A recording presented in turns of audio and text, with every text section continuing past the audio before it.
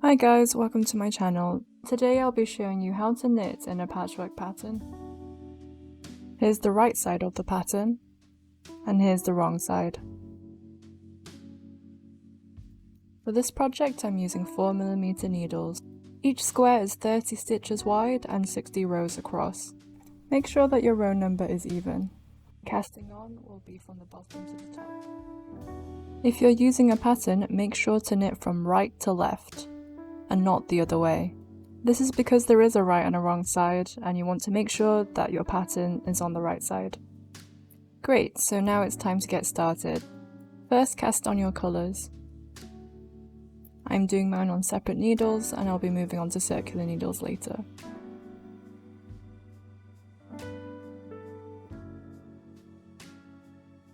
There should be 90 stitches in total, and then you can start knitting.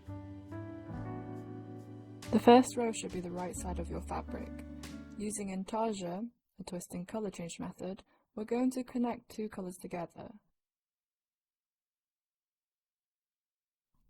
Your next colour will be somewhere in between your needles. So holding your new yarn, you're going to bring it over and to the back. It should now be above your old colour, like so. Then take your old colour and cross it over your new colour. Keeping hold of your new colour, you can start knitting.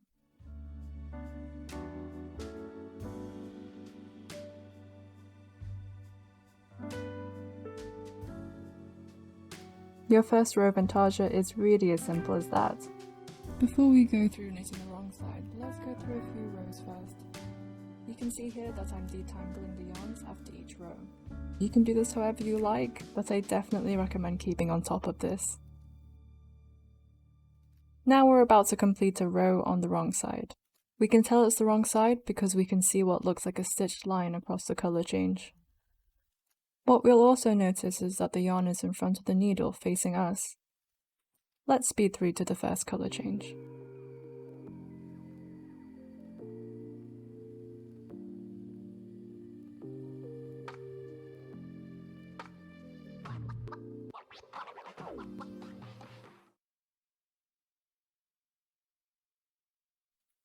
You can see again that the new yarn is right in the middle on top of the hoop. Now this time we'll take the old yarn over and to the front, crossing over the new yarn. It's easy if you hold it in place with your other hand. Then, take the new yarn which is now underneath and bring it over and to the back. Now you can start knitting again. Although this concept is pretty simple, it can be really easy to start mixing up your yarns. So just make sure that your new yarn is the same colour as the stitches you're knitting into. Let's have a look at making that twist again.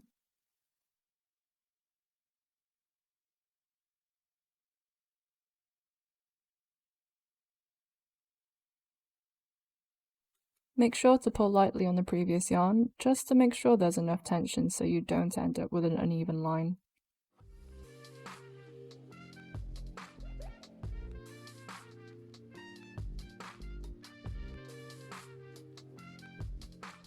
Now, let's go through the right side again, and this time you might notice that there's a difference to our first row.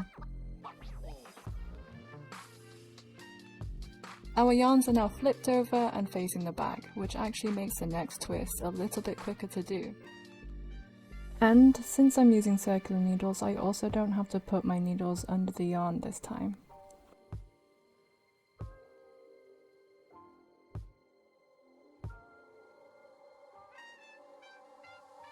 Okay, and we're at another colour change. Except this time, our new colour is actually facing the back. So we take our old colour, cross it over the new colour, and start knitting.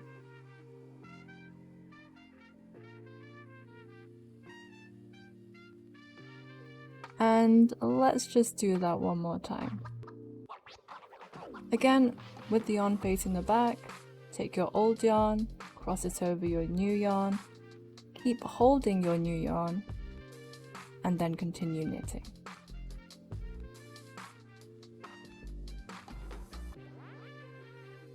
And that's how we knit our right side. Next, I'll be going through how to do a horizontal color change.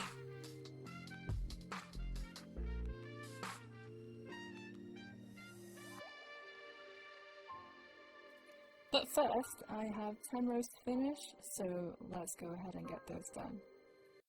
Again, you can see there's a lot of detangling and a lot of rearranging. It might feel like a bit of a drag at first, but it definitely gets a lot better the more you do it. So definitely persevere because it's totally worth it in the end. Now that the 60 rows are done, it's time to cut the yarn. This can be a little daunting, but don't worry. Personally, just to make myself feel a little better, I do like to leave quite a bit of yarn. And here are the colours I'll be putting in next. And yes, I'm all about recycling old projects. This was actually a skirt I was trying to knit, but I'll be honest, I wasn't using a pattern and accidents often do happen. The next step is to tie our new yarns onto our old yarns. I'm using double knots here, you can use whichever knots you prefer. I just like to make ones that are easy to undo and not very noticeable. So now I'm going to knit the whole row. It's important to remember that the first row of your new colour is like a right side row. And this is why we have to make sure that our rows are an even number. Otherwise you'll get what looks like your wrong side on what you meant to be your right side. It's not the end of the world, but it depends on what you're going for really. For this project in particular, I'm looking for consistency on both sides.